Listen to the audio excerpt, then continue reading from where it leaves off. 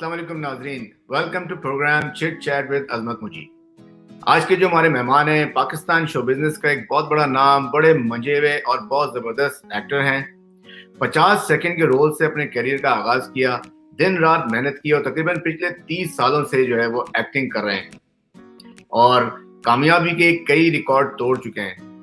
Very nice person, very well organise और discipline की तबीयत के मालिक हैं। आइए आपसे उनकी मुलाकात कराते हैं। The one and only Numan Ejaz. अस्सलाम वालेकुम। वालेकुम अस्सलाम sir, how are you Azmat भाई? अल्हम्दुलिल्लाह, आई एम फाइन। आप कैसे हैं?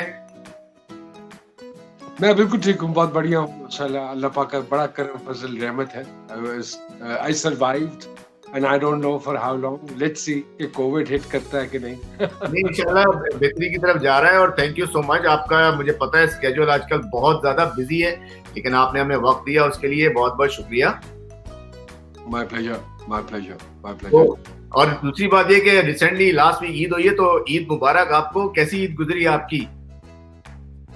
जी, आपको भी बहुत बहुत ईद मुबारक और तमाम सुनने वालों देखने वालों को सबको बहुत बहुत ईद मुबारक। ईद इस दफा की थोड़ी सी मांद पड़ी है, लेकिन खैर पिछली ईद तो रमजान की वजह से खूबसूरत हो गई थी, क्योंकि आपने सारे रमजान रोजे रखते हैं, इबादत करते हैं जी। इस दफा जो बकरी ईद है वो थोड़ी सी मांद पड़ी है, क्योंकि जिस तरह गहमा गहमी होती है जानवरों की और जिस तरह गहमा गहमी होती है कि आप कुर्बानी का जानवर घर लाते हैं, then you look after for couple of days and then आप करते हैं, उसकी कुर्बानी करते हैं, वो थोड़ा सा एहतमाम से नहीं हो पाया somehow the other, जिस एहतमाम से हर साल होता है। मुझे पता चला कि आप जो हैं वो इस दफा आइसोलेशन में भी रहे, तो कैसा एक्सपीरियंस रहा वो आइसोलेशन का? अजमत भाई, आइसोलेशन में तो मैं अब से नहीं हूँ, पिछले 32-33 साल से हूँ। The day I started my career मैंने मोस्टली टाइम आइसोलेशन में ही गुजारा है, बिकॉज मुझे मजा आता है, मुझे अच्छा लगता है। मुझे अपने आप के अंदर जाना और अपने आप को एक्सप्लोर करना अच्छा लगता है, अपने आप को डेली बुनियाद दुरुस्त करना अच्छा लगता है। अपने आप से बातें करते हैं? अपने आप से बातें करता हूँ, उससे हदायत मांगता हूँ, मिलती है, और अल्हम्दुलिल्लाह ऐसे निज़ाम चल रहा है। जो प्रोजेक्ट्स करने होते हैं उन पे थोड़ा सा होमवर्क कर लेता हूँ, कुछ आगे चीजें डिजाइन लेता हूँ। सो आई थिंक मेरा जो अकेला टाइम है वो बड़ा खूबसूरत गुजरता है। मैं बिल्कुल बोर नहीं होता, मैं अच्छी मौसीकी भी सुन लेता हूँ, मैं कुछ गुनगुना भी लेता हूँ कभी कभी, लेकिन वो अकेले में, not in public in fact. फिर कुछ हल्का फुल्का लिखने का भी शौक है, कुछ अच्छी चीजें पढ़ने का भी शौक है। सो टाइम तकरीबन सारा बड़ा खूबसूरत और अच्छा गुजर जाता है। तो जब अकेले में अपने आप से मुलाकात करते हैं आप, तो कुछ राज की बातें भी होंगी, तो कुछ हमारे साथ भी शेयर करें अगर कोई ऐसी राज की बात भी हुई है तो। अजमत भाई, इंसान वो कहते तो हैं कि गोरा भी कहता है कि नोबडी इज परफेक्ट एक्चुअली, लेकिन हम परफेक्ट हैं अल्हम्दुलिल्लाह। जो परफेक्ट नहीं होते वो स्पेशल लोग होते हैं। तो हम खासे परफेक्ट, लेकिन हम दुनियावी चीजों में फंस के अपने आप को बहुत उलझा लिया है हमने। हमारी तबीयतों में बहुत सारे नेगेटिविटीज क्रिएट हो जाती हैं। अगर आप बंदे हैं और आप इतने बाशऊर हैं कि आप उनकी निशानदेही कर सकें तो आप उनकी निशानदेही करके उनको दुरुस्त कर सकते हैं, अपने टेम्परामेंट पे काबू पा सकते हैं। आपको पता होता है कि आप क्या चीज सही करते हैं, क्या चीज गलत करते हैं। जो चीज आप गलत करते हैं आप उस पे काम कर सकते हैं। There are too many things actually. फिर कोई पुराने आपके केस हैं तो आप वो खोल के जब बेगम करीम ना हो तो उनसे गप्पे मार सकते हैं। तो बड़े सारी चीजें। चलें, अभी हम इस प्रोग्राम में आगे चलते इन्हीं मौजूदात पे कुछ बात करेंगे और नाज़रीन को आपका वो दूसरा रुख दिखाएंगे कि जो आप नॉर्मली टीवी स्क्रीन पे नहीं देखते, और इसके साथ साथ मतलब आपकी कुछ ज़ाती जिंदगी के बारे में बात करेंगे और हम कैनेडियंस को एक अच्छी खबर भी देंगे आपकी तरफ से। तो ये सारा सिलसिला जारी रहेगा। नुमान भाई, कितने ड्रामे हो चुके हैं अब तक, कितने ड्रामे में काम कर चुके हैं? अजमत भाई, मैंने काफी ड्रामे किए हैं, काफी से ज्यादा। I think if I start counting must be a good handsome amount of number.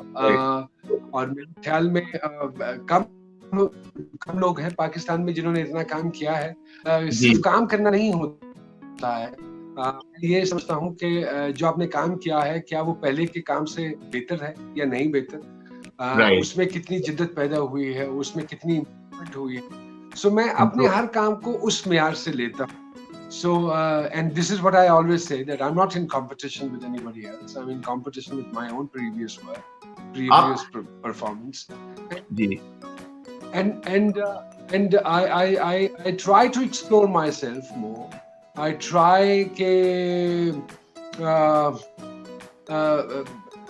जो भी किरदार करने लगा हूँ उसको डिजाइन करूँ, वो अनडिजाइंड ना हो, वो रैंडमली मैं ना कर लूँ, और उसमें कोई ना कोई ऐसा एक एलिमेंट जरूर हो जो लोगों के ज़हनों पे थोड़ा सा नक्श हो और लोग उसको बाद में याद रखें किसी भी हवाले से, चाहे बोलने के तरीके के हवाले से, चाहे एक जो मैं कैरेक्टर डेवलप करता हूँ पर्सनैलिटी पर्सोना के हवाले से, या उसकी कितना मुख्तलिफ है वो पिछले किरदार जो मैंने किए हैं उससे. सो मेरी ये स्ट्रगल जो है टू बी ऑनेस्ट चलती रहती है.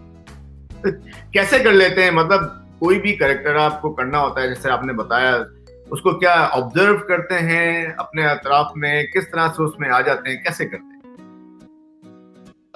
अजमत भाई, बगैर ऑब्जर्वेशन के तो आप एक्टर, अगर आपके पास ऑब्जर्वेशन की पावर नहीं है और आप मेमोरी में रिस्टोर नहीं कर सकते मुख्तलिफ किरदार जो आपको डेली लाइफ में नजर आते हैं, क्योंकि ये दुनिया में जितने भी हैं ये सब किरदार हैं जी, ये सब मुख्तलिफ किरदार हैं, ये हकीकत के किरदार हैं, लेकिन जब आप इनको ड्रामे में आपने ढालना होता है तो then you have to observe, because यहीं से आपको पिक करना है.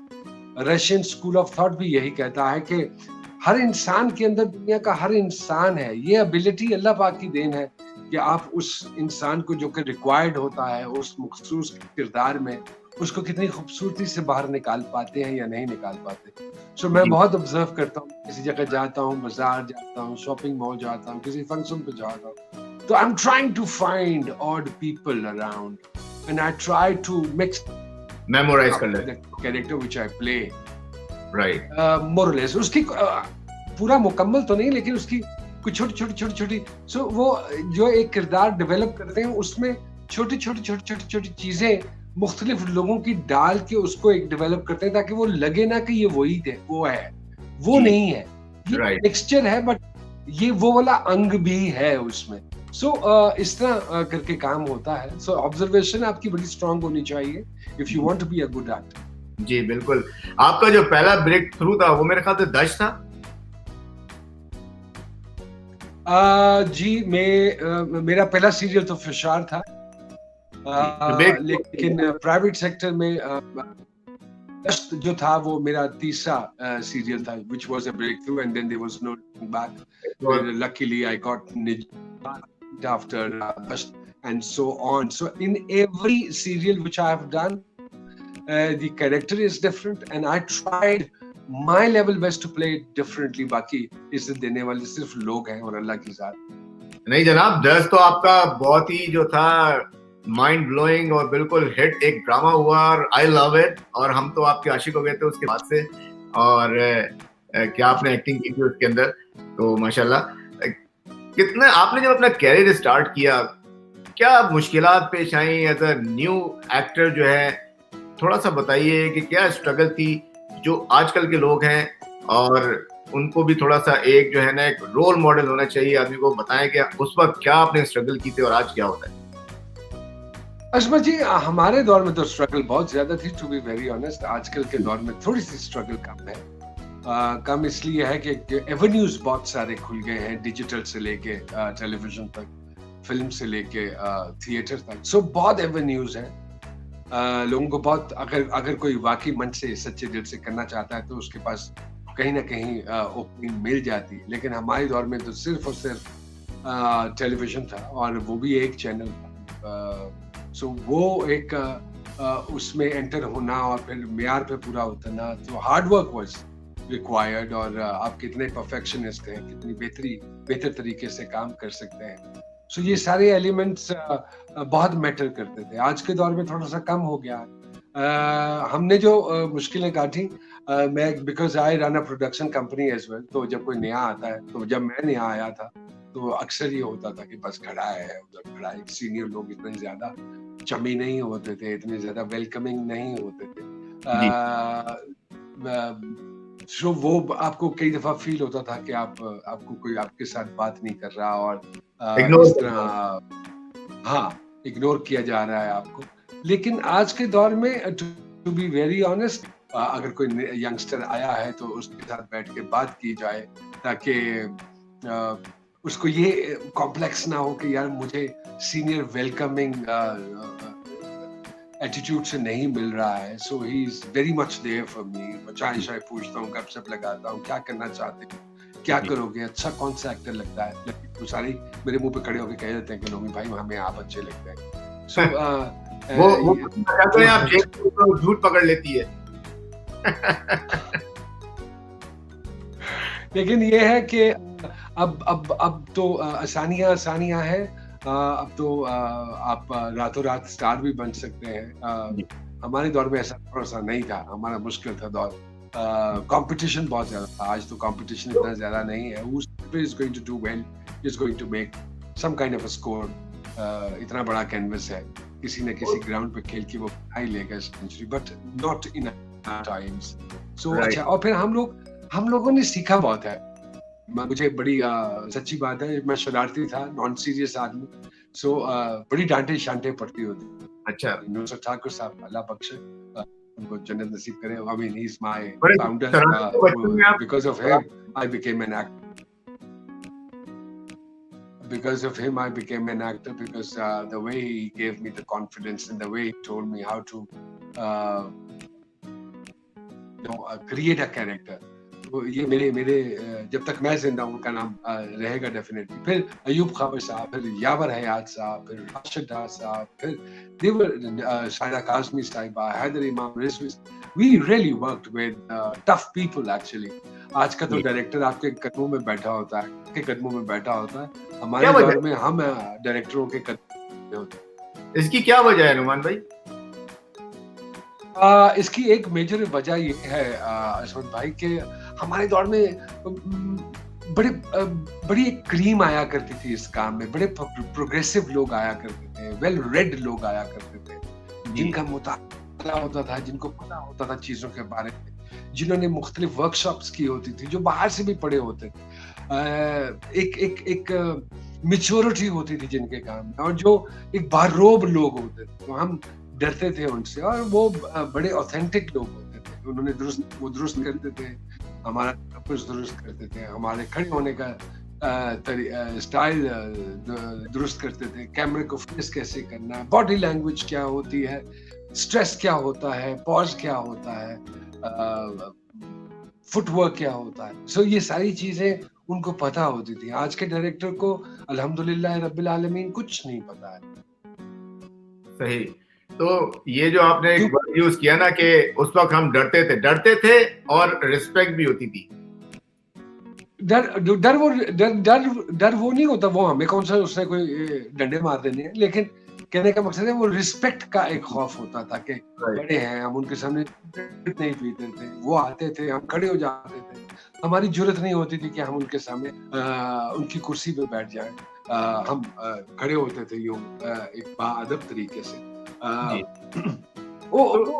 यू नो, एक उस्ताद, एक टीचर, एक समझाने वाला, बताने वाला। सो ये सारे एलिमेंट्स हुआ करते थे। आज खत्म हो गया ये सब कुछ, और हम बेहतर होने क्या समझते हो गए। तालीम की कमी है नुमान भाई, माहौल का असर है, या किस चीज, क्या वजह है कि ये कमी है और ये इस तरफ जा रहा है?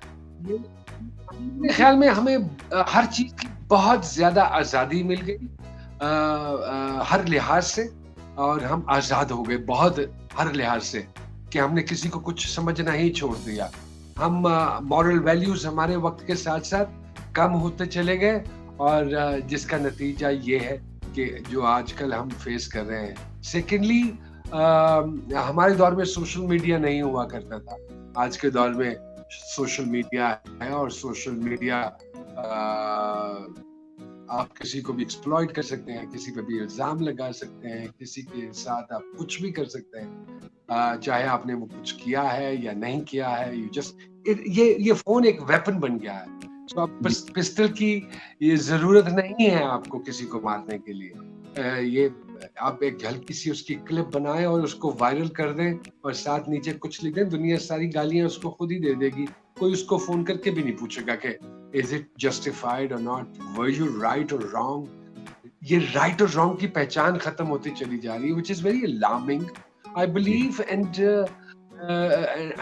I think there should be an end to it, but I don't know there will be any end to it or not, because the way it is spreading, the way आपको अपने राइट्स अवेयरनेस का पता चलना शुरू हो गया। हमारे दौर में जब वालिदैन छोड़ के आते थे टीचर के पास तो उसको कहते थे हड्डियां हमारी चमड़ी तुम्हारी। आज जब वो बच्चा मार खा के आता है तो माँ उसका या बाप उसका चेहरा देखते हैं तो कहते हैं ये निशान कैसे लगा, तो वो कहते हैं कि ये टीचर ने मारा है। तो बस वो ये नहीं पूछते कि तुम्हें किस बात पे मार पड़ी है, क्या तुम्हारी गलती थी या नहीं थी। वो बस उस टीचर का बोरिया बिस्तरा लपेट, उस्ताद की इज्जत खत्म हो गई है वक्त के साथ साथ। ये उस्ताद बन गया है जिस पे आप और मैं बात कर रहे हैं। अब तो दुनिया का कोई भी सवाल आपको किसी से पूछना हो तो किसी से पूछने की जरूरत ही नहीं है, you type it on Google and you will get the answer. Technology ने जहाँ हमें बहुत सारी चीजों की अवेयरनेस दी है, वहाँ हमें बहुत अपना मोहताज भी कर दिया है somehow or the other. So I think हम उस जमाने में उस्ताद से पूछा करते थे, माँ बाप से पूछा करते थे, अब हम गूगल से पूछते हैं। अब गूगल ही हमारी माँ है, बाप है, उस्ताद है। So you see, I mean, Google हमें मॉरल वैल्यूज क्या बताएगा, ये तो हमें उस्तादों ने और माँ बाप ने ही बताया। मतलब रवायात चेंज हो गई हैं। आपके कहने का मकसद ये टेक्नोलॉजी है लेकिन उसका सही इस्तेमाल नहीं हो रहा। हाँ, मैं ये समझता हूँ कि पाकिस्तान जैसे मुल्क में ये वक्त से पहले आ गया है सब कुछ। इसको हमें पॉजिटिवली इस्तेमाल करना आया नहीं है अभी तक हम इसको नेगेटिवली इस्तेमाल कर रहे हैं। हम किसी को नंगा करने के लिए इसको। नुमान भाई, वो अब नहीं समझते कि जो एक कहावत है कि एहतिसाब या आप जो है वो बेहतरी अपने घर से शुरू करते हैं, तो हर आदमी को जो अपने घर से शुरू करना चाहिए, तभी ये मास्टर में चेंज आएगी। जी बिल्कुल ऐसे ही, बिल्कुल ऐसे ही। अच्छा, हम अपने घर से ही शुरू। जी सॉरी, आपकी बात काटा, आप कहिए। No I am done with it. I mean चले हम टॉपिक को चेंज करें। हमने सुना है कि आप पहले जो है वो डायरी लिखते थे और फिर आपने अचानक बंद कर दी। क्या कोई राज फाश हो गया था, कोई छापा पड़ा था या बेगम ने छापा? सर मैं डायरी लिखता था, सारे इश्किया किस्से थे उसमें। जब मेरी शादी हुई तो मेरी बेगम ने पकड़ लिया और उसके बाद मैं फिर वो थोड़ा घबरा गया कि ये तो सारे, लेकिन वो शादी से पहले की चीजें थी, उनको नजरअंदाज कर देना चाहिए था। लेकिन वो ये हुआ कि फिर मैंने बंद कर दी डायरी लिखनी। मैं कहा इस तरह तो इसको पता चल जाएगा सारे का सारा, and I won't be able to, because I never try to hide anything from her. So I finally decided to quit writing diary. जी मैं कहा छोटो, कार खराब करो ना लो, बेहतर है कि आदत बदल लो। ये बताए, शादी से पहले कितने किए आपने? माशाल्लाह। सर मैं अल्हम्दुलिल्लाह शादी के बाद भी किए, कोई ऐसी बात नहीं। अच्छा, दिल कितने तोड़े ये बता दें आप। चले, तोड़े कितने दिल? मैं आजमत भाई आपको एक बात बताऊं, ये दुनिया का हर मर्द, I don't know, we are all very loyal to our better halves, लेकिन मर्द जो है ना, ये उसके अंदर है, कूट के भरा हुआ है। वो he like beautiful people, he like beautiful women, वो कैसे हो सकता है? ये कुदरती सी चीज है। इसका मतलब है कि वो फिर इलाज करवाए, अगर वो मुड़ के नहीं किसी को देखता तो वो फिर इलाज करवाए अपना। ये एक कुदरती सी एक एलिमेंट है, वो देखना और वो सारा कुछ चलता रहता है। It's a part of your life. इसमें कोई बुराई वाली बात नहीं है, कोई बात नहीं। चले ठीक है, as long as you don't limits। नहीं, मान गए कोई लिमिट नहीं है इश्क करने की, और लेकिन दिल तो बहुत सारे टूटे होंगे। कोई ऐसा एक वाकया हो कि जिसका दिल टूटा और आपको भी जो है ना उसका अफसोस हुआ हो? नहीं, बस फिर वो मुझे अफ़सोस नहीं होता, दिल टूटे थे। बड़े मेरा भी क्योंकि मेरी शादी से पहले मेरा भी काफ़ी दफ़ा दिल टूटा, जब अच्छा, वो ब्याही गईं। अच्छा। फिर मैं थोड़ा-सा तो और कुर्सियाँ लगाई जाके आपने तंबू में? नहीं हो गई, मतलब कि अब मेरी बस वो गुज़र गया, वक़्त गुज़र गया, उसके बाद तो ख़ैर तो दिल गॉड हैज़ टूटा आपका वेरी तो क्या काइंड। किया फिर आपने? ये बताएँ। सॉरी, कम अगेन, दिल टूटा तो? दिल आपका भी टूटा तो आपने क्या किया? दिल टूटा तो मैंने भी शादी कर ली ना। मैंने कहा कि शादी कर लेनी चाहिए। अगर वो शादियाँ कर सकती हैं तो हम नहीं शादी कर सकते, तो फिर मैंने भी शादी तो कर ली। लेकिन चलें ये है कि वो ये कहते हैं ना, बुजुर्ग कहते थे रात गई बात गई, जो जो गुजर गया सो गुजर गया। जी, सही। तो ये माशाल्लाह इतनी सारी वैरायटी थी, तो ये ऐसा क्या नज़र आया कि ये एकदम अचानक फुल स्टॉप लग गया कि बस यही है? कौन-सी क्या घंटी बजी थी? क्या हुआ था? सरकार, ये भी अल्लाह के फैसले होते हैं, और मैं एक दुनिया का आई थिंक मैं दुनिया का एक बहुत खुशनसीब आदमी। I good. Have got a great being as my life partner. मेरे ख्याल में एक मुकम्मल खातून, अल्लाह पाक उनकी जिंदगी करे। मेरे से बड़ी नहीं है, छोटी है, लेकिन हाँ, मैं दुआएं देता हूँ, और हम सबको दुआएं देनी चाहिए अपनी अपनी बीवियों को। हमारे इतने सारे एरर्स के साथ, इतनी सारी खामियों के साथ, वो हमारे साथ हैं अभी तक, ये जानते हुए कि हम किस कमाश के लोग हैं। जी। But she is a full human being, हर लिहाज से, a great mother, a great wife, a great daughter in law, a great चलें sister. I mean, she has all kind of qualities and a great friend as well. चलें ये तो चीज़ें ना शादी के बाद आपने मालूम शादी से पहले क्या ख़ास बात थी? क्या लगी आपको कि यार यही है? अच्छा, मैं आपको मजे की बात बताऊं, मेरी शादी से पहले इतनी ज्यादा मुलाकात नहीं है उनसे, नहीं हुई थी उनसे। बस ये जरूर देखा देखा और पता नहीं क्या हुआ कि उठा करके वो मन को भाई, और मैंने फोन किया, और मेरे ख्याल में दूसरी दफा बात कर रहा था, और मैंने उनसे कहा कि शादी करना चाहता हूँ आपसे, मुझे आप अच्छी लगी हैं, तो क्या ये मुमकिन है? तो वो समझी कि शादी यहाँ से फारिग है, मतलब कि इस तरह कौन आज तो 28-29 साल पहले इस तरह कौन एकदम फोन करके कहता है कि आप शादी करें? तो उन्होंने कहा कि नहीं, ये फैसले तो हमारे वालिदैन करते हैं। तो मैं कहा जी, वो मेरी कोई अपॉइंटमेंट करवा दीजिए अपने वालिद या वालिदा से, तो मैं आके उनसे बात करना चाहता हूँ। So she thought that it's a joke, some kind of a joke. But अच्छा। I came.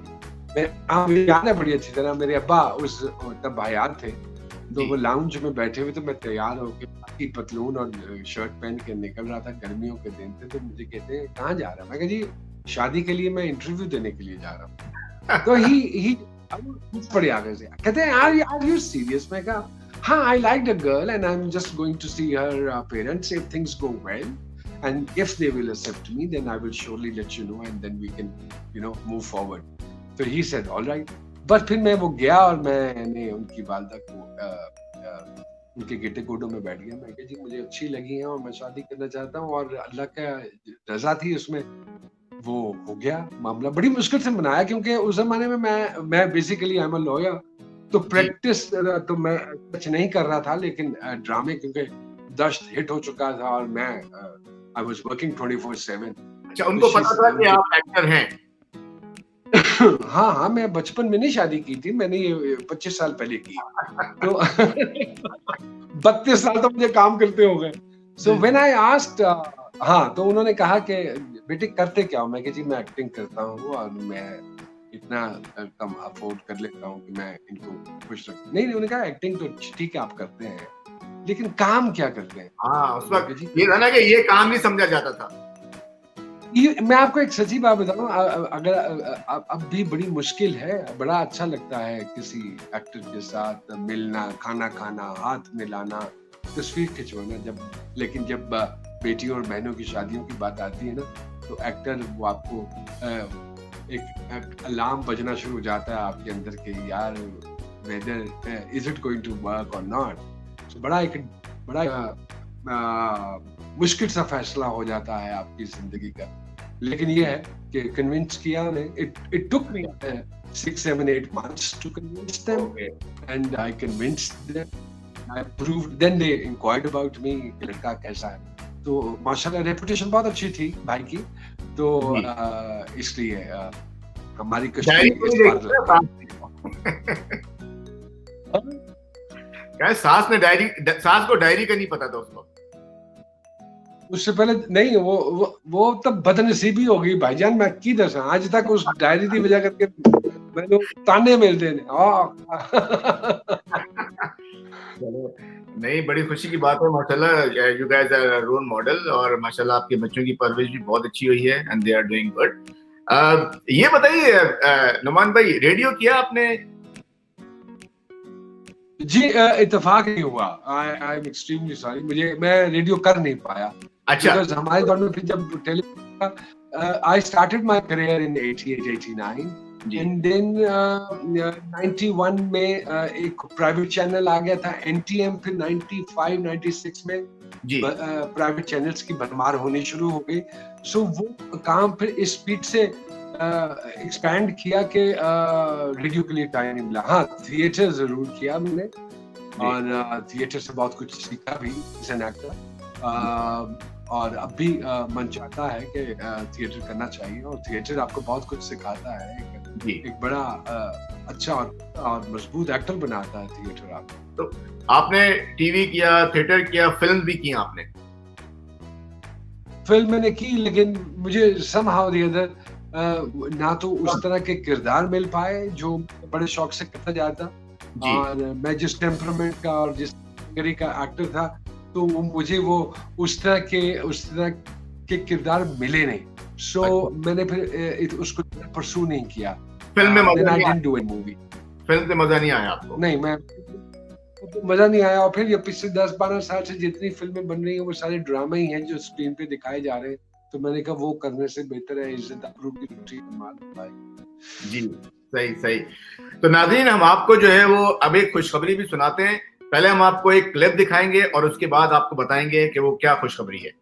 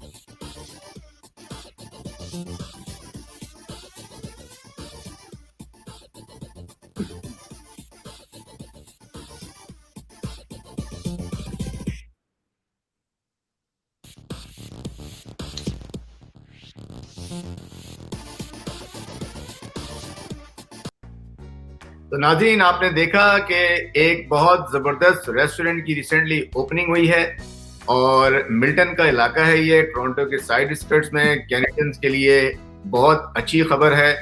Very well organised state of art एक रेस्टोरेंट खुला है जिसका नाम है Larachi by Numan Ejaz. So congratulation Numan भाई for opening such a nice restaurant.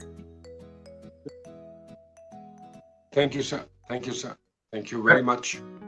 और हम आपकी रेस्टोरेंट की कामयाबी के लिए जो है वो ऑल द बेस्ट विशेस. लेकिन इसके साथ साथ ये बताइए, रेस्टोरेंट खोलने का ख्याल कैसे आया और ये जो लराची नाम रखा है इसके पीछे क्या बैकग्राउंड है? लराची इज माय जर्नी जी. I am basically from Lahore and फिर मैं लाहौर से जब मैं पहली मर्तबा कराची गया, so it was from Lahore to Karachi. La is Lahore, Karachi is from Karachi. So it's a journey from Lahore to Karachi.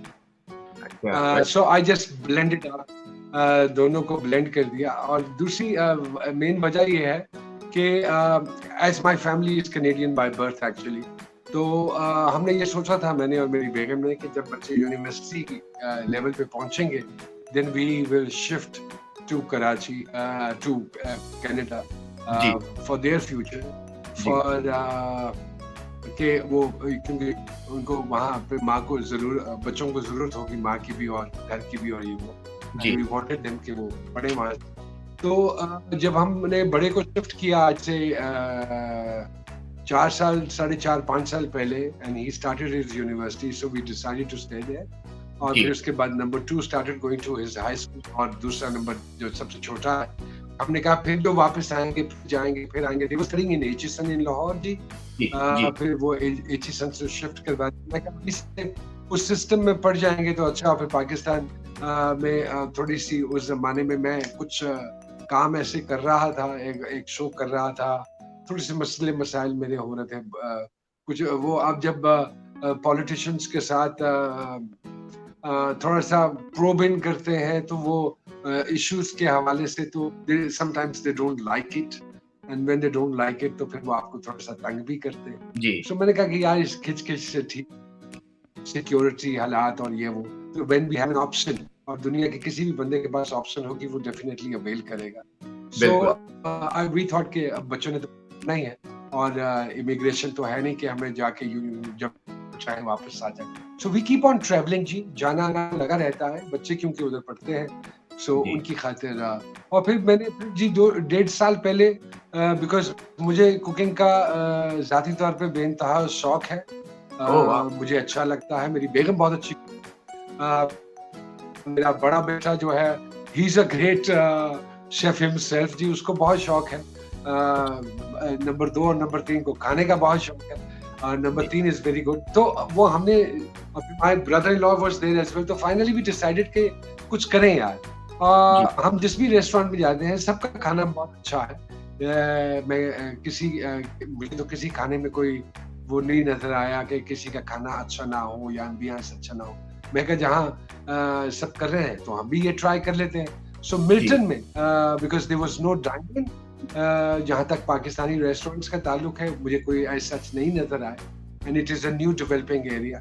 सो जी मैंने ये and town, so I finally decided के because we live in Oakville, so जी we thought के Milton जगह है और यहाँ पे हमारे देसी कम्युनिटी बहुत ज्यादा है, सो या why not let's nice, not a big place but a जी नाइस स्मॉल डिसेंट प्लेस जिसमें वो बैठे, and let's take a start from there, and this is how we took a start and we opened up Larachi जी। Excellent. इसमें specialities क्या है menu की?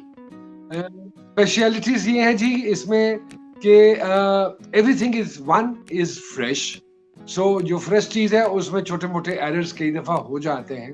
हालांकि मैं एक प्रोग्राम में था तो इसी तरह कनाडा से लाइव, तो मुझे नीचे किसी ने लिखा, किसी को नहीं पसंद आया, तो मैंने कहा मेरी बहन ने नीचे लिखा है कि उनको खाना अच्छा नहीं लगा। तो हाँ, तो मैंने उसका जवाब दिया कि मैंने अपनी बेगम को बोला था कि हमें किचन में रोबोट्स रखने चाहिए ताकि वो उतनी मिकदार में और प्रोग्राम कर देने चाहिए। इंसान रखेंगे तो गलती होगी, और इंसानों की गलती तो इंसान माफ ही नहीं करता है। सो लेकिन मेरी बेगम नहीं, तो मेरी बहन, आई एम सॉरी अगर आपको खाना में कोई थोड़ी सी मसलहत हुई है तो खैर वो that's on a lighter note actually. Sir हम सब बनाते हैं। My elder son, my wife herself, वो करीज वगैरह बड़ी मजेदार बनाती हैं। My son is very good with the barbecues and burgers. My brother in law जो who is also a part of it, it's a complete family thing, and we whatever we cook it is fresh. वो कढ़ाइयाँ बहुत अच्छी, so आपको जो test है it is going to be different than the commercial taste which you are having from everywhere. My youngest son is a brilliant ice cream maker, और उसी की बनाई हुई आइसक्रीम हम उधर रख रहे हैं। So we haven't कोई commercial काम नहीं है उसका, ये सब घर के लोग हैं, and we wanted the families to come and sit there and enjoy there as a family, because the entire community of Canada, I mean जो देसी community है, they're like my family. So I always can, and the kind of love and support which I get from them, कुछ लोग उसमें नाराज भी हो जाते हैं, कुछ को गुस्सा भी आ जाता है, लेकिन वो it's a part of game, so I don't mind anything. लेकिन ये है कि अल्लाह पाक सबकी नसीबों को देता है, ऐसे ही है। 7 days a week है? नहीं sir, it's 6 days a week. Tuesday, we from last Tuesday हमने उसको ऑफ किया है and Saturday Sunday we are thinking to bring in the lunch menu and everything as well. Right. तो नाज़रीन, आपने देखा नुमान साहब ने रेस्टोरेंट खोला है और बड़ी ज़बरदस्त वैरायटी रखी हुई है, देसी और फॉरेन, उसमें बर्गर्स भी हैं और उसमें देसी खाना भी है। और मिल्टन जो कि GTA का हिस्सा है, तो GTA जो है वो हमारे पाकिस्तानी, इंडियन और साउथ एशियन कम्युनिटी का जो है वो एक बहुत बड़ी आबादी इस इलाके में रहती है। तो आप लोग जाइए और आपके लिए बड़ी अच्छी खुशखबरी है और डिलीशियस खाने से महसूस हुई है। तो again once again congratulation and all the best. भाई मैं आपको मजे की बात बताऊं, बिकॉज मुझे आते हैं मैसेजेस और ये सारा कुछ, मुझे ज्यादा एप्रिसिएशन जो है which I was actually not expecting from the Indians कि वो आएंगे, क्योंकि आपको पता है उनमें नेशनलिज्म थोड़ा सा ज्यादा होता है as compare to the Pakistanis. तो वो आए और बड़ा अप्रिशिएट किया and they loved it and they admire my work and they love the food as well. अपने पता नहीं क्यों नाराज है। देखिए मोहन भाई, मैं इसको ऐसे कहूंगा कि ये टेस्ट की बात है। टेस्ट के लिए कोई नेशनलिटी होना जरूरी नहीं है, जिसको टेस्ट पसंद आएगा वो बिल्कुल जी। But do try that. You will definitely love the food. It is fresh. It is freshly cooked. There is no कि जी वो half cook करके रखा है और फिर वो रख दिया आगे. It's not at all, which usually commercial market. Very good. जो हम खुद खाते हैं अल्हम्दुलिल्लाह वही हम खिलाते हैं। और मैं ये आपको एक बात बताऊं, नॉर्मली आपको भी पता होगा कि नॉर्थ अमेरिका में बहुत सारे रेस्टोरेंट्स के अंदर ये फ्रेश नहीं बनाया जाता। इसी तरह से होता है जैसे आपने बताया, हाफ कुक होता है और वो ऑर्डर के ऊपर जो है फिर वो तैयार किया जाता है। तो ये बड़ी अच्छी बात है आपकी कि आप जब खासतौर पे जो है ये कि आप जाएंगे तो आपको बिल्कुल फ्रेश मिलेगा। जी आपको फ्रेश मिलेगा और हम टाइम अपने जो कस्टमर होता है उससे टाइम लेते हैं कि भाईजान आधा घंटा लगेगा, 45 मिनट लगेंगे, so please bear with us. You order and then you can eat. So अपनी टाइमिंग आपको खुद बनानी है। अगर आप वहां बैठ के आपको ऐसा लगा कि इन्होंने बहुत बोर किया है, बहुत देर बिठाया, तो घर में भी खाना ऐसे ही बनता है, फटाफट बना के आगे नहीं रख देती हैं। अम्मी ने रात को हाफ कुक करके नहीं रखा होता। सो फ्रेश ऐसे ही होता है, फ्रेश में टाइम लगता है। अगर आपको 5 मिनट में खाना मिल जाता है तो समझ जाइए कि आप फ्रेश खाना नहीं खा रहे। राइट, बिल्कुल। चलें, इंशाल्लाह हम आपका इंतजार कर रहे हैं कि आप आएंगे तो हम आपकी स्पेशलिटी वाली जो है ना डिश आपसे बनवा के खाएंगे। जरूर सर, जरूर। It's going to be an honour जी। Thank you. नुमान भाई ये बताएं, सुना है कि आप अवार्ड्स में नहीं जाते, क्या नाराजगी है?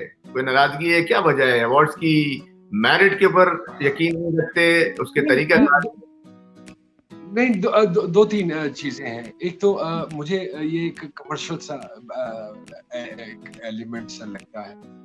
अच्छा। दूसरी बात ये कि या तो आपको अवार्ड जो है आपसे किसी बड़े आदमी से दिलवा रहे हैं, जिससे लेते हुए आपको एक फख्र महसूस हो, एक प्राइड महसूस जी। आपको अगर मुझे अवार्ड कोई यंगस्टर पकड़ाता है तो मैं उसको क्या कहूँ? वो उसकी वैल्यू, मुझे लगता है वो वैल्यू गिर जाएगी। ओके, अब मेरी बात सुनो जी। सो आपको अगर आपको आपसे बड़ा आदमी इज्जत और सम्मान देता है तो आप ज्यादा प्राइड फील करेंगे जी। आपको अगर बच्चा पकड़ा रहा होगा तो आपको क्या फील करेंगे? और फिर मैं ये जाती तौर पे समझता हूँ कि ये खामखा का कंपटीशन है जो क्रिएट कर देते हैं लोग, और ये फेयर नहीं होता है। क्यों फेयर? मुझे भी मैंने तो अक्सर कई जगह ये बात खड़े होके की है कि जिस ड्रामे में मैंने कैमियो किया या जिस ड्रामे में मेरा वो इतना इम्पोर्टेंट कैरेक्टर नहीं था और मेरे से बेहतर परफॉर्मेंस दे रहा था फलां आदमी कि मैंने कहा कि ये बेहतर काम कर रहा है मुझसे, उसको अवार्ड नहीं दिया आप लोगों ने। मुझे वो एक सेट पैटर्न, मुझे लगता है ये एक सेट पैटर्न है जो और हर आदमी जो है ना वो खड़ा हुआ है कि मुझे अवार्ड मिलना चाहिए। सो ये मुझे ये फेयर लगता ही नहीं है किसी भी हवाले से। मेरिट का क्राइटेरिया जो जूरीज पाकिस्तान में बनती हैं वो ड्रामे पूरे नहीं देखती हैं। जो जूरीज के मेंबर या तो वो पूरे ड्रामे देखें बैठ के, आपकी पूरी परफॉर्मेंस को के एनालिसिस निकालें, they don't have that much of time. So वो इतना सा ट्रेलर देखकर किसी भी ड्रामे का या नाम मुझे ऑफर आई कि हम चाहते हैं कि आप थिएटर के इस दफा जो है उनमें से बेस्ट एक्टर को आप सिलेक्ट कीजिए। मैं कहा जी जरूर।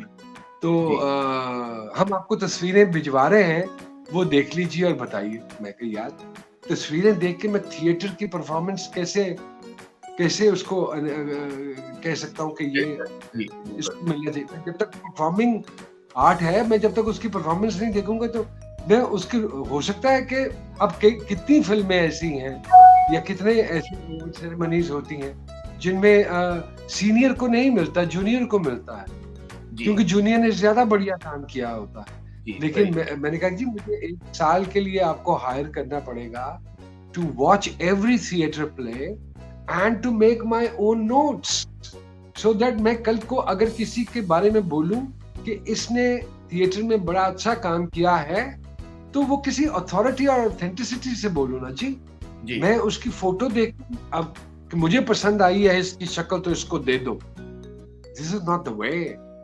आई don't agree with that. So that is one of the reason I don't go any so called competition बना लेना, एक फैशन मीना बाजार लगा लेना, मुझे अच्छा नहीं, आई डोंट फील कंफर्टेबल। सही। और ये अवार्ड्स का ही सिलसिला नहीं, बल्कि अगर आपसे मेरा एक और सवाल है कि जो आजकल के ड्रामेज बन रहे हैं, ये क्या दिखाना चाह रहे हैं हम और किस तरफ ले जा रहे हैं हम, जो है वो स्पेशली नई जनरेशन को। अगर आप टॉपिक उठा के देखें तो फैमिली के साथ कोई देख नहीं सकता, तो मेरी समझ में नहीं आता। आप अगर बेहतर बता सकें ये कौन लोग कर रहे हैं, कौन कंट्रोल कर रहा है, क्या वजह है? देखिए अजमत भाई, बात पता क्या है, एग्जॉस्ट हो गया है हमारा ड्रामा, एग्जॉस्ट हो गया है, क्योंकि हमारे यहाँ बड़ी लिमिटेशन। आज ही बल्कि ये बात हो रही थी तो मैंने कहा कि यार मुझे लगता है कई दफा जब आपके मुल्क में आज़ादी ना हो किसी भी हवाले से बात करने की, जब आपके मुल्क में आज़ादी ना हो किसी भी इशू को टच करने की, मोटा इशू आप सरसरी तौर पे टच करने से नहीं कुछ होता, until unless you just go into it। आपने अपना ख्याल बताना है उसका, सब्जेक्ट्स नहीं है। आप किसी चीज को इस काम में आते हैं प्रोग्रेसिव लोग जिनके ये दिमाग खुले होते हैं, वो अच्छे बुरे की बात नहीं होती है, वो उस चीज को उस मसले को डिस्कस करना चाहते हैं। अनफॉर्चुनेटली नहीं है, हमारे यहाँ मीडिया आजाद नहीं है, बहुत सारी लिमिटेशंस है, और उन लिमिटेशंस में क्या है कि ड्रामा, और जो ब्रॉडकास्टर है उसने ड्रामा घर के अंदर बंद कर दिया है। और आप लाउंज से शुरू होते हैं, ड्राइंग रूम, बेडरूम, किचन से होते हुए वॉशरूम में ड्रामा खत्म हो जाता है। Nobody bothers to look out of the window कि बाहर की दुनिया में क्या हो रहा है। कितने ड्रामे आप बना लेंगे, एग्जॉस्ट हो गया है ड्रामा। सो मेरे ख्याल के मुताबिक ये ग्रोथ नहीं हुई हमारे ड्रामे की। मुझे याद है, बल्कि the other day मैं और अतीका उर्दू साहिबा और साजिद हसन साहब बात कर रहे थे। 93 में हमने किया था निजात जी, ठीक है। उसमें हमने 3 इश्यूज डिस्कस किए थे। एक था फैमिली प्लानिंग, एक ड्रामे में जिसका नाम निजात, फैमिली प्लानिंग, जाली अद्वियात और मदरसों में जो होता है बच्चों के साथ जी। So, ये 93 में डिस्कस किए थे, या 93 से लेके आज हमारे पास 2020 है, वही इश्यूज है। बट क्या है कि आप मदरसे नहीं टच कर सकते, सड़कों पे आ जाएंगे। Look what actually happened with Sarmad Khoosat's movie. So आप जाली अद्वियात नहीं टच कर सकते बिकॉज समहाउ द अदर, आप मोटा दिखा के निकल जाए बस। आप don't go into that issue, don't explore it. Why? Because a lot of big guns are involved, and they won't like it, and then there will be an issue and a problem for you. तीसरी चीज हमारी family planning है। मुल्क का क्या हाल है, हमारे मुल्क की प्लानिंग नहीं है तो फैमिली प्लानिंग पे आप कैसे बना सकते। सो वही ड्रामा महदूद हो जाता है कि 2 बहनें हैं, बड़ी वाली इंटरेस्टेड थी, छोटी की शादी हो गई। 2 भाई हैं, बड़ी वाली इंटरेस्टेड थी, छोटे की शादी हो गई। दुनिया में कहाँ होता है माँ अपनी सगी औलाद से कैसे रिवेंज ले सकती है, हमारे ड्रामों में है माशाल्लाह। हमने नॉर्म्स ही बदल दिए सारे। जी बाप की और बेटे की टसल है, हालांकि वो सगा बेटा है उसका, टसल कैसे हो सकती है? जी there is no particular reasoning, तो बिकॉज बिकॉज द कंटेंट मरता चला जा रहा है। ब्रॉडकास्टर कह रहा है कि औरत को टपाक टपाक टपाक चपेड़े मरवाओ और रेटिंग ले लो, या औरत को डिग्रेड कर दो और रेटिंग ले लो। This is what is happening in Pakistan somehow or the other। कैसे कैसे हम हम हम ये कैसे ठीक होगा? ये पता नहीं कैसे ठीक होगा ये अब, क्योंकि बिकॉज ये ठीक कैसे होगा कि अब आ गया है आपके पास, वेब आ गया। अब वेब की साइंस और रॉकेट साइंस बिल्कुल डिफरेंट है।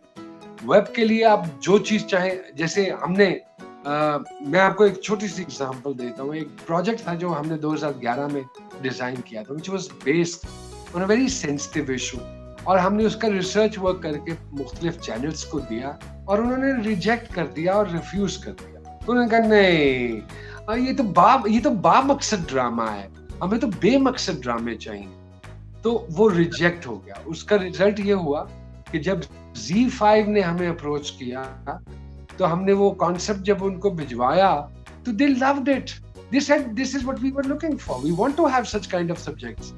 तो ये होता है फर्क प्रोग्रेसिव लोगों का और नॉन प्रोग्रेसिव लोगों का। हमारे यहाँ बस जो जिस कुर्सी पे आके बैठ गया और जितना उसका IQ लेवल है ना, उसने पूरी कौम को उस तरह चला देना है, पूरे सेक्टर को वैसे ही रौंद देना है पकड़ के अपनी सोच के मुताबिक। ये नहीं देखना या किसी से ये मशवरा नहीं रखना कि मैं कुछ ज़हीन लोग अपने गिरदनवार रख लूं। उसने बॉस बन prove his authority, one is going to take all the negative actions, one is going to become very rigid where his decisions are concerned, and उसके आप देख लीजिए जो चैनल्स का हाल होता जा रहा है। अप्रोक्सीमेटली सिमिलैरिटीज है हर ड्रामे की दूसरे ड्रामे में। जी फिर आपने अपनी कौम का माइंडसेट वैसा कर दिया है। आपने उनको ये चीजें दिखा दिखा के आप खबरें दिखाते जाए ना तो आप पागल हो जाएंगे। तो सिमिलरली आपने इस तरह के बुरे ड्रामे दिखा के उनका माइंडसेट वैसा कर दिया। जी माइंडसेट आपने खराब कर दिया। Show them something out of the box, यार।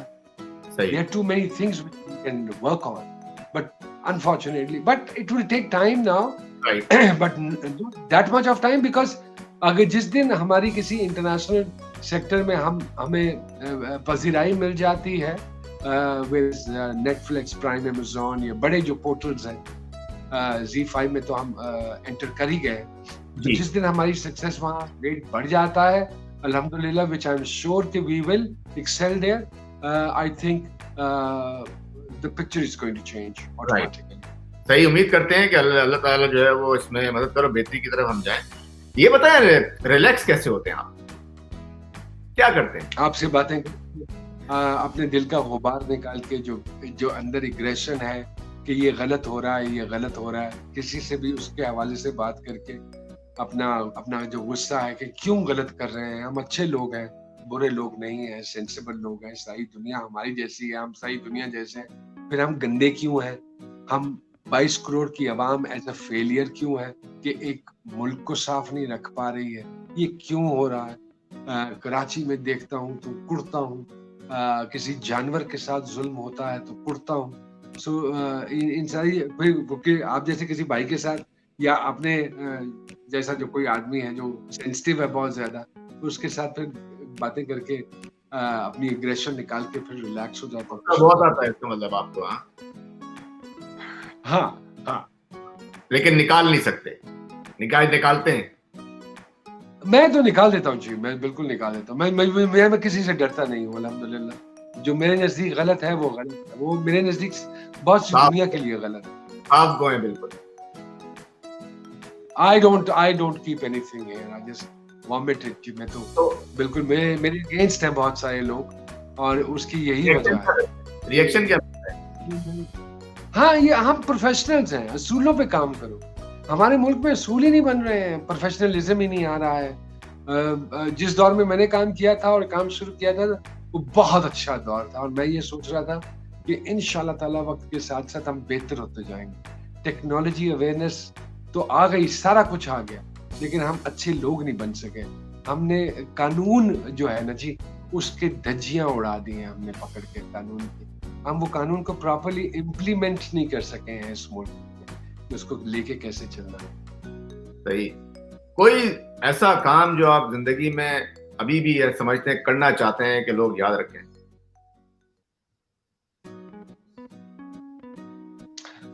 अजमत भाई, कोई ऐसा काम नहीं, ये लराची एक काम था ऐसा जो मैं सोच रहा था कि यार ये कभी जिंदगी में मौका मिले तो I will open up a restaurant, and I have done it. God has जी, बीन वेरी काइंड, जिसकी ख्वाहिश की मेरे जी, रब ने वो पूरी कर दी। जी, बाकी I want to do something big for my country जी। अपने मुल्क के लिए कोई बड़ा काम करना चाहता हूँ। आई वांट कि कोई तो आवाज दे कि आ Numan, you can do it. मैं बोलता इसलिए ज्यादा हूँ कि और गलत चीजों पे बोलता हूँ कि ये गलत हो रहा है, इसको ठीक करो। अगर हम वहाँ सब्र सब्र से लाइन में लग के जा सकते हैं, अपना ट्रैफिक में या कहीं भी कोई भी काम करना है, मुल्क से बाहर बेहतर हो सकते हैं, तो इस मुल्क के अंदर क्यों नहीं बेहतर हो सकते। सही, तो मेरी तो ये ख्वाहिश है जी, मेरा मुल्क दुनिया की सबसे खूबसूरत जगह बन जाए, और लोग बाहर से देखने आएंगे यार बड़ा सब्र है। लेकिन जिस वेले मैं सड़क पे निकलना ते दिल खून दे आंसू वो कहना रोंदा है कि हम जैसे ये बच्चे हमारे यहाँ पे मोटरसाइकिलें चलाते हैं, लड़के, और जो व्हीलियां मारते हैं, वन व्हीलिंग करते हैं और रैश मोटरसाइकिल चलाते हैं, तो मुझे जी, मुझे लगता है कि जब मैं सड़क पर निकलता हूँ तो मुझे लगता है कि हर कोई जो है वो मात देने को तैयार है कि अल्लाह ने हमारी मौत लिखी थी 5 बजे, हम 2:30 बजे मर के अल्लाह को गलत साबित कर देंगे।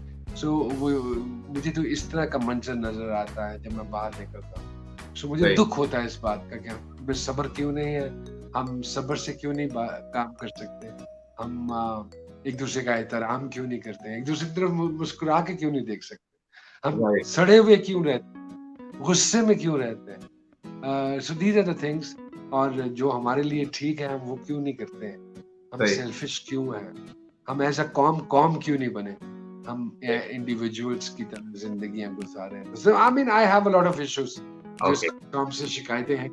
हाँ आपकी शिकायतें लोग सुन रहे हैं और उम्मीद करते हैं कि उनकी कुछ बातें समझ में आए आपकी। सबसे खुशी का दिन कौन सा आपका था? जब मेरे घर में पहली औलाद हुई जी, when वाह! Xavier came in my life, so when nice. Xavier came in my life, oh that was a game changer, then I realized वो आज वो मुझे याद है अच्छी तरह कि जब ज़ावियर घर से बाहर होता है या दूसरा या तीसरा नंबर, तो मैं बार बार फोन कर रहा हूँ कितने बजे आना है, कितने बजे आना है, तो आगे से जब वो मुझे कहते हैं बाबा why are you worried, आ जाते हैं अभी वापस, don't worry we are on our way। तो मुझे राइट, वो याद आता है जो मैं अपने अब्बा के साथ करता था। मेरे अब्बा कहा करते थे जिस वेले प्यो बनेगा ना उस वेले एहसास होएगा कि अब क्या होता।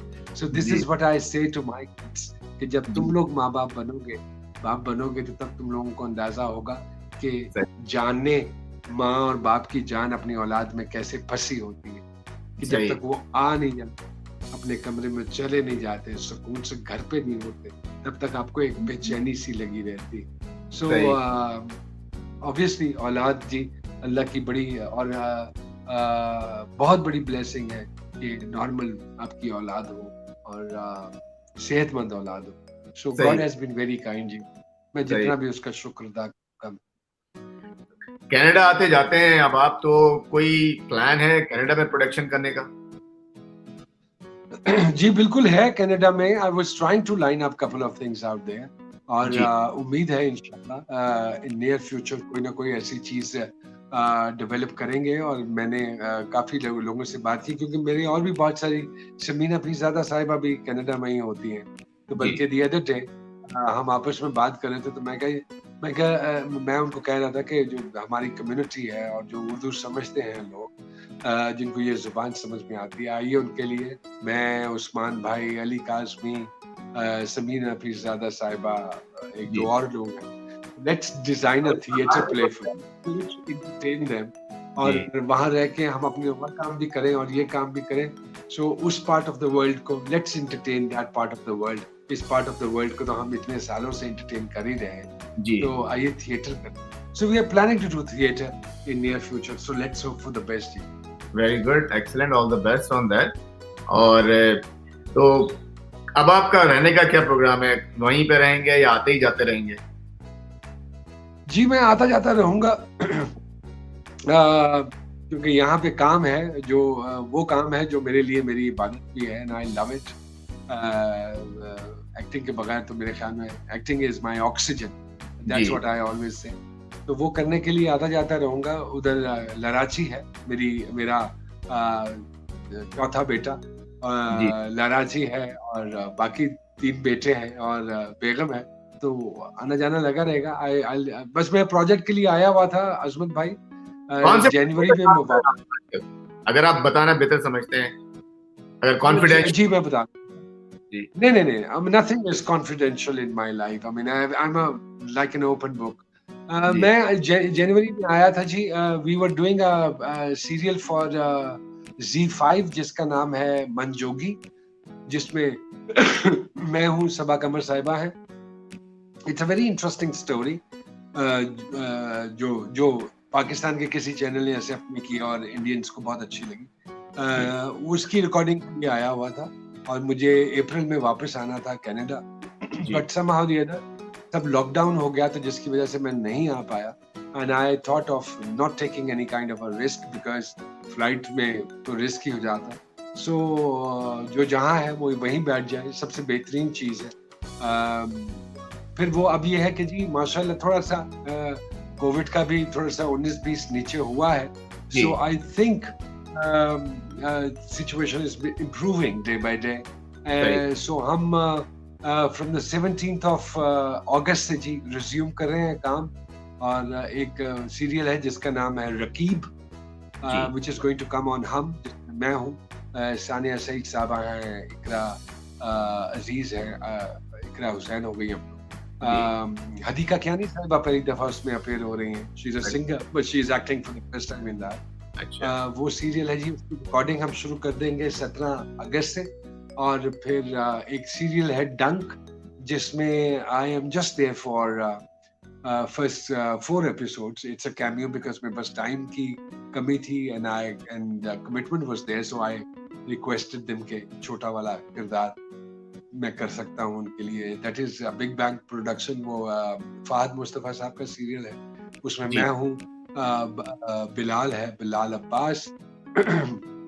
उसमें यासरा रिजवी साहिबा हैं, उसमें काफी सारे और भी लोग हैं, सना जावेद साहिबा हैं। So it's a good cast. वो है, फिर उसके बाद मनजोगी है। सो आई थिंक फिर एक कसर फाउंडेशन है हमारी जी, उनका एक सीरियल है जिनका मैं पहले भी कर चुका हूँ, रिहाई के नाम से। उनका एक प्रोजेक्ट है, and I'm just doing a favor to them. I'm just doing a cameo in it as well, because बंदिश है टाइम की, because I have to come and my 4th son is missing me, because जब से लराची खुला है मैं आ नहीं पाया, जी so I have to be for लराची ji. So let's see. चलें इंशाल्लाह। नुमान साहब बहुत बहुत आपका टाइम देने का शुक्रिया और बड़ा मजा आया आपसे बात करने में। बातें तो बहुत हैं और लेकिन टाइम को पता है आपको कमी होती है, तो इंशाल्लाह आप यहाँ आएंगे तो फिर हम आपसे मुलाकात करेंगे और फिर दोबारा जो है वो गुफ्तगू का आगाज करेंगे। और it's pleasure to have you on show. Thank you so much. Thank you, sir. Thank you very much. It's my honor to be a part of your show, जी। अजमत भाई, thank you very much. And I'm sorry, हमने कल करना था, मेरी दरखास्त पे आज आप मान गए, आपका बड़ापन है। Thank you very much for that. I'm नहीं really सर, honored. हमने अकोमोडेट कर सकते हैं तो बिल्कुल क्यों नहीं। और आपका शुक्रिया। मैं पता है आपकी मसरूफियात वहाँ पे बहुत ज़्यादा हैं, तो एनीवे बहुत बहुत शुक्रिया। और नाजरीन, उम्मीद करते हैं कि आपको हमारी गुफ्तगू पसंद आई होगी। हमारे चैनल को लाइक करिएगा, सब्सक्राइब करें और फीडबैक ज़रूर दीजिएगा। इंशाल्लाह अपना ख्याल रखें, कोविड की कंडीशन में ख्याल रखें और इंशाल्लाह नए प्रोग्राम में एक नए मेहमान के साथ फिर हाजिर होंगे। जब तक के लिए इजाज़त दीजिए। अल्लाह हाफिज़।